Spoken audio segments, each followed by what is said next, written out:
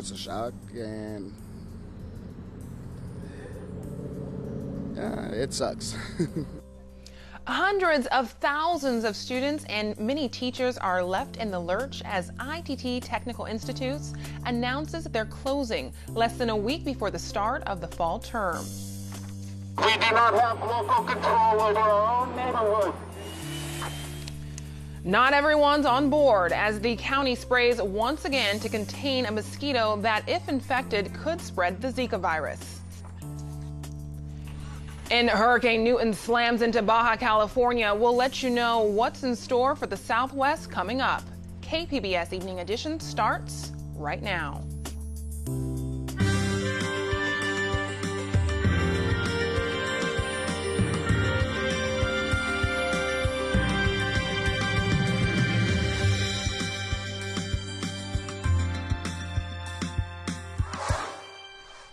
Good evening. Thanks for joining us. I'm Ebony Monet. ITT Technical Institute campuses are shutting down, and now that the federal government won't allow the school to accept new students who need financial aid. KPBS reporter Eric Anderson has details. We are educators helping people build a foundation for the rest of their lives. The federal aid ban comes at the end of a lengthy investigation. The Department of Education determined that Indiana-based ITT Educational Services was not in compliance with rules set up by the Accrediting Council for Independent Schools and Colleges. O'Neill Parchment just graduated from National City, and he was surprised by an announcement that affects hundreds of thousands of students and more than 8,000 employees across the country. The instructors that I had were awesome. They were phenomenal instructors, real knowledgeable, and it's just kind of abrupt and sudden. So it's like still, most people are probably still trying to process and trying to figure out their next step. 2 San Diego County campuses, one in Vista, the other in National City, are now closed. Nationally, 140 campuses are shut down. Felicia DePue was about to start working in the National City Schools marketing department. She got word of the closure from a teacher's text. I'm sorry to inform you that I have been terminated and will no longer be at ITT. But please know that you have influenced my life in such an amazing way, and I will be forever grateful. Please keep my number and stay in touch. I'm a little in shell shock today. And everyone just kind of wrote back giving their support. It was a group text. This logo will likely not be on this building very much longer. In fact, school officials say the 50-year-old institution is not going to reopen its doors at any of its national campuses. Eric Anderson, KPBS News. The county began spraying in San Diego's Mount Hope neighborhood today to kill mosquitoes which carry the Zika virus, but not everyone is happy about the move. KPBS reporter Steve Walsh has the story.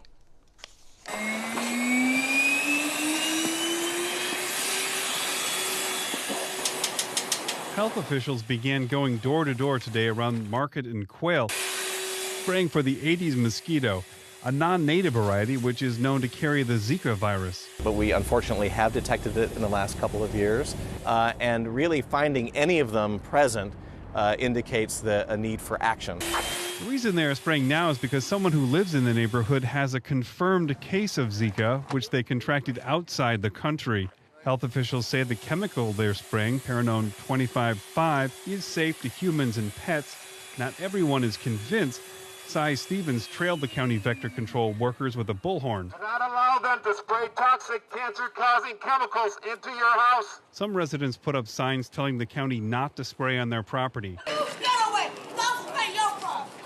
Because of the potential health threat, county officials say they can come back with a court order if necessary. They are targeting places where the mosquito is known to breed rather than spraying by truck. Even though the product is deemed safe, the county recommends residents stay in their homes and keep their pets indoors for about half an hour after the application.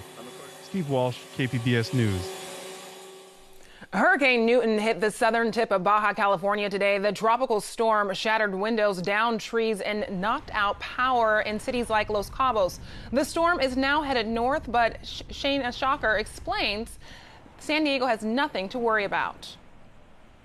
Hurricane Newton made landfall Tuesday morning as a strong Category 1 hurricane over southern Baja California with up to 90-mile-per-hour winds. So definitely a strong system, and it's dropping about 5 to 10 inches of rain over that area. Check out the water vapor map over the last 12 hours. You can see just the strength of it as it pushes out the moisture ahead of it into mainland Mexico. Now, its second landfall after it moves over the Sea of Cortez will actually be its downfall as it hits this rocky region of Mexico. It's going to drastically start to decrease in strength. Now, for Southern California, we're not going to see too many effects of that, and that's because of this jet stream right here that's actually pulling the moisture of Newton north. That's going to bring it mostly into southeastern Arizona and into New Mexico, causing a lot of downpours as well, 1 to 3 inches, some flooding. For KPBS News, I'm Shanae Shocker. Shanae Shocker will have San Diego's forecast in just a few minutes.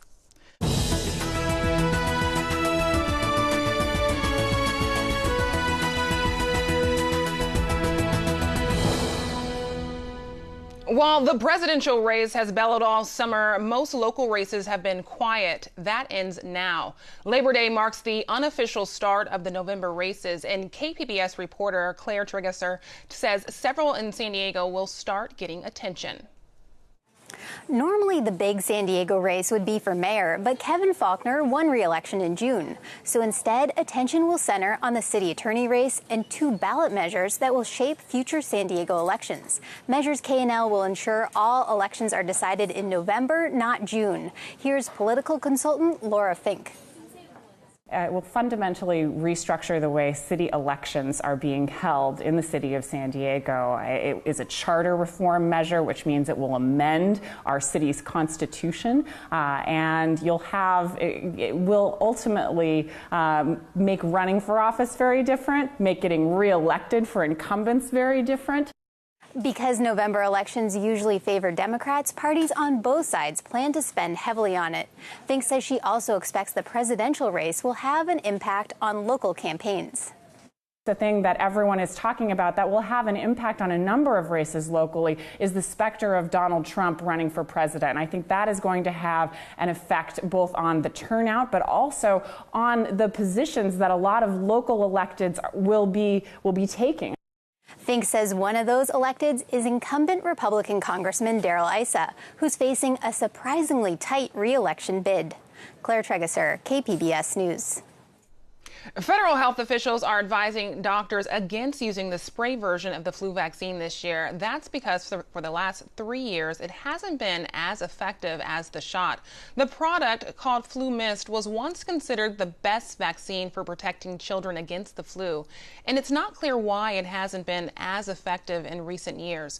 But doctors are urging people over 6 months old to use the vaccine this year, even if it's a little painful.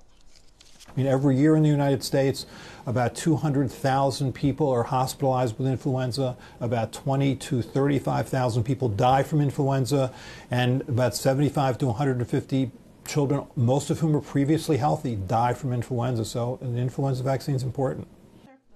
Despite the problem with the flu mist, the CDC says it expects to meet the demand for the vaccine this year, up to 168 million doses.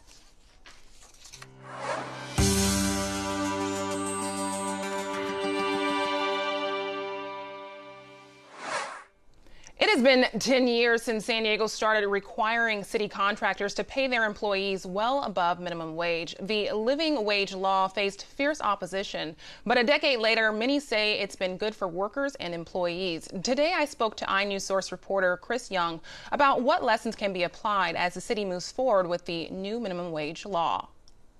You've been doing a lot of research, Chris. What can you tell me about San Diego's living wage? Sure. So most people, when they think about wage laws, they think about the minimum wage. But the city of San Diego has had a different wage law in place for about 10 years now. And it's the living wage, which applies to roughly about 3,900 city contract workers. And so that, for example, that's landscapers that work on city contracts, security guards, janitors. And here downtown, we have workers that clean the city's streets downtown that are part of the Downtown Partnership's Clean and Safe program. Awesome. And whenever you hear about a living wage, a lot of people will start to talk about the possibility of it hurting small businesses. You've done a lot of research. What have you found? Sure. So when City Council was debating this bill back in 2005, there was a lot of concerns about this might kill jobs, might cripple businesses. But over the 10-year period, what we've heard in our reporting is that a lot of businesses say this has been good for their workers, helping them, do everything from be able to quit a second job, to be able to save money. And on top of that, for businesses, the businesses have been able to see their quality of work improve, their quality of service improve, and also have seen a decrease in the amount of turnover and absenteeism. So the businesses have said it's been good for workers and for business. And notoriously, San Diego is very expensive, an expensive city to live in. So what is a living wage for a San Diego worker? Sure, so the living wage pays these city contract workers a little less than $15 an hour, and that includes health benefits, and they also get paid 10 paid vacation days for each year. And this ordinance, as you mentioned, has been in place for 10 years, and the city of San Diego also recently increased its minimum wage. What can the city officials learn and take from the living wage ordinance as far as enforcing of the new minimum wage? They say they can really learn a lot from the living wage. So the living wage is enforced in two ways. They respond to complaints that are filed by workers, they investigate those, and they also do proactive compliance reviews or audits to make sure that employers are following the law. Now, over the 10-year period, the city has recovered about $600,000 in unpaid wages for workers through those compliance reviews and those complaints. Now, workers' rights advocates and city officials say they want the city, as it goes about enforcing the minimum wage, to prioritize those compliance reviews in addition to the complaint investigations, but it's unclear whether the city really has the budget to be able to do that. iNews Source reporter Chris Young. You can find the full story on San Diego's living wage at inewssource.org. Following the 2008 financial crisis, school districts in low-income communities across the country were hit harder than those in more affluent areas. AP reporter Carrie Antelfinger tells us 8 years later, the funding gap continues to widen. From crumbling concrete to tattered books and a gym that doubles as a cafeteria, the Waukegan, Illinois School District is learning to get by with less. That includes only one of their 25 school buildings being fully air-conditioned. Show me a size about this big. At Little Fort Elementary School, teachers pay for fans out of their own pockets.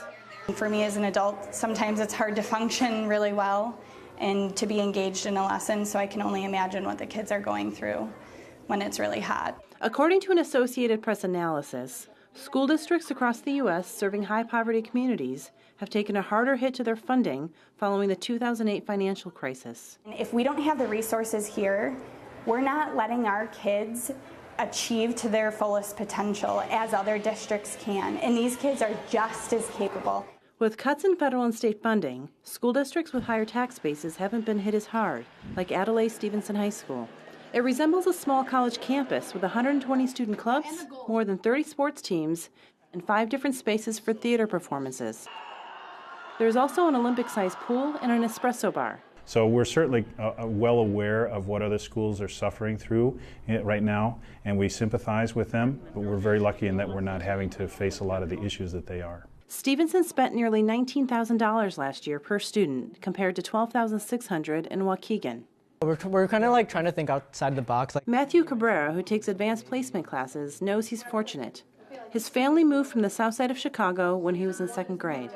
Being involved with all these clubs and orchestra and all these programs that receive all this funding from Stevenson, it's really helped me manage my time. It's helped me grow as a leader as well. Back in Waukegan, the district has struggled to meet the needs of its roughly 17,000 students, including a higher than average percentage of English language learners and children in poverty. So it's just kind of hard when other schools are like, well, why are they like that? Why are they so dirty? Why are they like broke, this and that? And it's just like, well, we're trying. We're doing what we can. Yet the funding gaps widen. I feel like spirit-wise, we're huge on spirit, right? I mean, we got to work with what we have. The students themselves learning to make the most of their schooling. Carrie Antelfinger, Associated Press. Mild temperatures for San Diego this week with sizzling hot weather expected in the desert. Shanae Shocker has the forecast in tonight's weather report. Over the past 6 hours in the Southwest, we really haven't been seeing too much going on in Southern California. But over the past 6 hours down south, there's been a lot going on. Hurricane Newton making landfall along the southern central Baja, Mexico. It's been a strong Category 1 hurricane. It could be potentially dropping 5 to 10 inches of rain in that area. But here tonight, looking like a pretty nice night. Increasing cloud cover, which is pretty normal, 65 degrees for our low. For the rest of the county as well, looking pretty nice. Ramona, 51 degrees. Mount Laguna, 44. Out in Chula Vista, 61 degrees there. Here's your setup for Wednesday. Take a look. This jet stream ushering in some pleasantly warm and nice fall temperatures just above it, but down south where we are, definitely pretty warm. We're going to get those temperatures rising. Newton's moisture making its way into the Four Corners. Now, here's what's or the tracking system of it. Right now, it's sitting just over southern Baja California. It's going to make its second landfall as a hurricane over northwestern Mexico, but then it's going to quickly weaken, and by tomorrow afternoon on Wednesday, it's going to be a low pressure system moving through southeastern Arizona, also bringing some torrential downpours there. All right, take a look at your 5-day forecast. Pretty much looking pretty nice on the coast. Partly sunny, partly cloudy. We're in the mid-70s there. Your lows looking to be in the low 60s. Now inland, we head out into the inland areas. You see the mid-80s, 85 on Wednesday, 83 Thursday. It's going to stay pretty similar for the rest of the week into those mid-80s. Up in the mountains, those temperatures drop. You're in the upper 70s to low 80s. Those lows looking to be in the 40s and even 50s, so you're going to want to grab a jacket for that. The desert is quite a different story for the most part. You're getting into the triple digits. It's just sunny for the most part, unless you're in those southeastern areas of Arizona as well. I'm Shanae Shocker, KPBS News. I'm John Yang. On the next News Hour, our education series Making the Grade explores teaching math to kids in preschool as young as 3. That's Tuesday on the PBS NewsHour. California's transportation agencies are getting a federal funding boost of nearly $300 million. The funding comes from a $2.8 billion pool divided between states nationwide. The money will help alleviate the state's nearly $6 billion backlog of unfinished transportation projects. Some officials blame the state's gas tax, saying it's insufficient. Really, the gas tax is just not keeping up with funding needs. The gas tax was developed 20 years ago, and since then, a lot of things have happened. Cars are more fuel efficient. While that's great for the environment, not so good when it comes to collecting gas tax. Experts say the state's gas tax rate is already the highest in the nation. California must spend the federal funding by September 27th.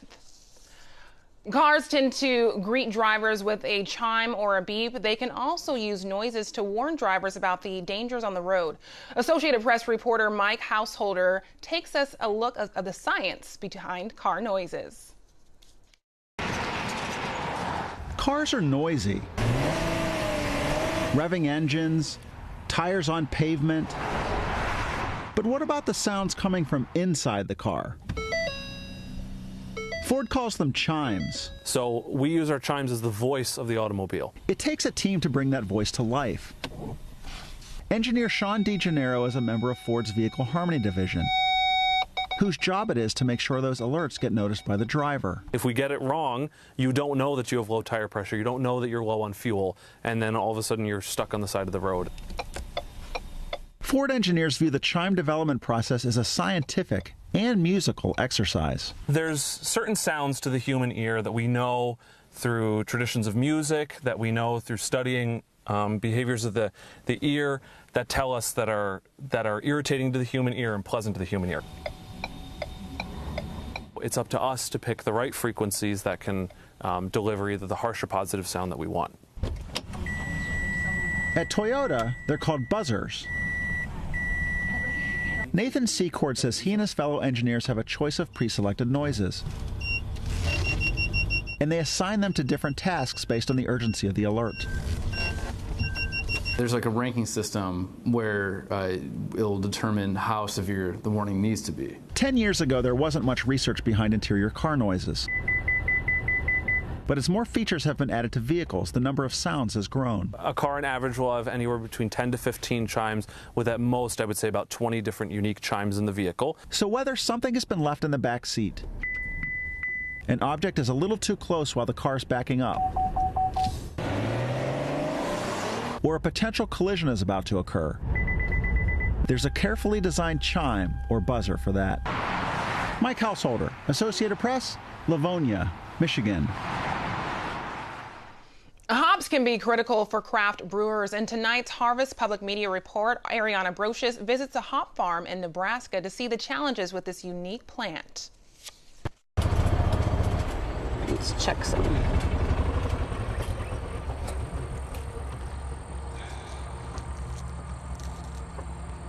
They're getting there. Next day or two.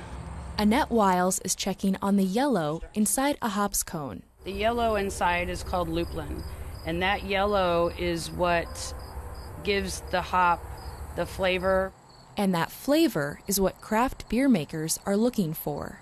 Hops are either used for bittering or they're used for aroma in a beer. So similar to a grape, where you have certain varieties, hops are the same. 2 years ago, Wiles and her husband decided to make a big investment in one of the essential ingredients of beer, hops. As craft beer started to get popular, people started to look into growing it more in a lot of the non-traditional growing areas. The traditional growing areas are identified as Washington, Oregon, and Idaho.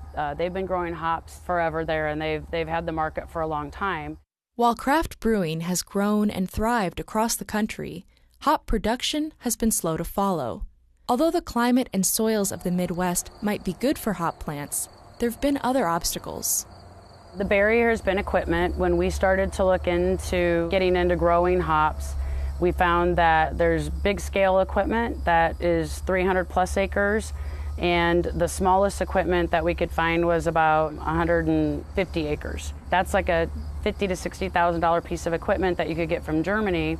In a land of corn combines that can cost more than $300,000, that may not seem like much.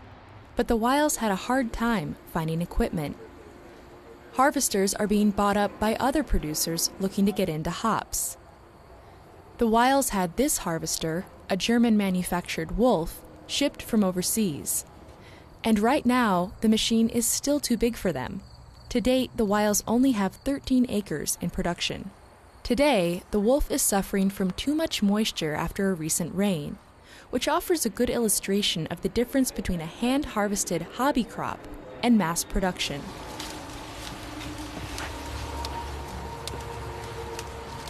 It'll take 15 people 4 hours, what the machine will do in 1 hour.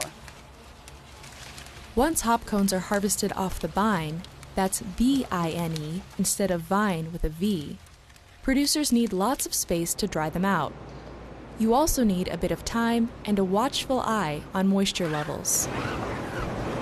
Similar to coffee beans, if you dry them too hot, too fast, you'll burn the oils and then you've ruined your crop. So being able to see how light and airy these are and green, knowing that we've dried them down really slow, this is what the brewers like to see. Large-scale hops production also requires another cost. The Wiles built this machine for the final step of drying. One of the big challenges we found in this part of the country is during the harvest season, the humidity levels are so high that we have a hard time drying them down. We have a fan and a heater, a propane heater here, so we add heat to them up to about 135 degrees. We don't want to get them too hot, otherwise you start to break down the oils. After the cones are dried, they can be packaged and used whole. But most brewers prefer hops ground into pellets. Pelletizing requires an additional investment in specialized equipment. A bag of dried whole cones is 4 to 5 times the volume of the equivalent pelleted product. In the world of Midwestern agriculture, hop farming operates on a different scale. When you're used to, somebody talking, I got 400 acres of soybeans and corn, well, 400 acres of hops is humongous. Even with all these investments, the yields from Nebraska hop producers are tiny compared to their counterparts in the Pacific Northwest. And hop plants don't reach their peak production for at least 3 years. So as they invest in equipment and build a new commercial hops processing plant, the Wiles are still trying to figure out what grows best in their part of the country. We have 23 public varieties that we have growing here. Our goal is to see what grows well in Nebraska, what's disease resistant, drought resistant, and pest resistant. Of course, they'll need to get that harvester back up and running as well. For Harvest Public Media, I'm Ariana Brocious. This Harvard Public Media report was made possible by the Corporation for Public Broadcasting. Here's a look at what we're working on for tomorrow in the KPBS newsroom. On Midday Edition, whether you're into creature features, stranglers, or slasher flicks, the Horrible Imaginings Film Festival got you covered. We have a preview of its 7th year. On Midday Edition, you can find tonight's stories on our website, kpbs.org/evening edition. Thanks for joining us. Have a great night.